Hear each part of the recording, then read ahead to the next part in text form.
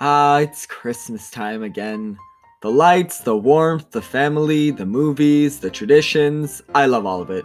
And considering this is the third time I've done this, I think we can consider this a Christmas tradition on this channel. So without further ado, let's get started. 4 classic Christmas movies leading all the way up to Christmas Day. First up, The Muppets Christmas Carol, a really cute adaptation of the Charles Dickens classic, starring Kermit the Frog as Cratchit. That's amazing. The Christmas Carol story has always been one of the best examples of adaptive storytelling. The basic premise is just about an evil man named Scrooge, who is visited by 3 spirits on Christmas night. However, it's the details that make each type of Christmas Carol different. What do the spirits look like? How evil is Scrooge? What is his history? What are his friends like? What's his family like? The tone is also super important in order for this Christmas story to work. Is the movie more dismal and dark, or does it celebrate the meaning of Christmas? Ideally, the movie is dark to really highlight the tragedy of Scrooge's story, but then light on some of the lighter story beats. He needs to be a cold and vicious man who doesn't like the very concept of joy, but at the same time, he needs to be able to grow throughout the story. It makes him that much more compelling when it's revealed that he's a wounded puppy. The Muppets Christmas Carol is kind of like this. This movie's portrayal of Scrooge definitely hits some of the familiar beats. He's still a mean person in this version, and he still does his whole "I'm never gonna donate to charities in my life" shtick. Ultimately though, his backstory is just not fleshed out enough. The only thing that they mention is that he was alone during Christmas and that he liked someone who he drove away. I never understood why it's so hard for almost every adaptation to neglect these parts of the story, because there's so much that they could play around with. Then again, there's not really much time to show the tragedy of this plotline because these two keep interrupting. Look, I love Gonzo and Rizzo the Rat, but they really hold this movie back. Generally, I'm fine with narrators and stories, and they can sometimes play with the movie, like in the classic Teen Titans Go Second Christmas story. The Titans didn't have to wait a whole year for Christmas.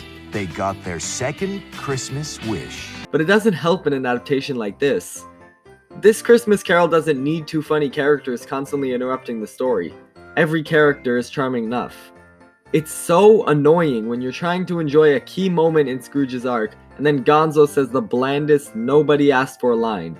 Thank God they removed these two during the most pivotal scene in the entire movie, because they definitely would have ruined it. Even with them gone though, I'm not sure how much I like this scene. It's obviously really good in theory, and it's probably the most important scene in the story, but there's this weird choice to quote the original Christmas Carol word for word, which really threw me off. It's a weird contrast to the cute puppet dialogue the rest of the movie has.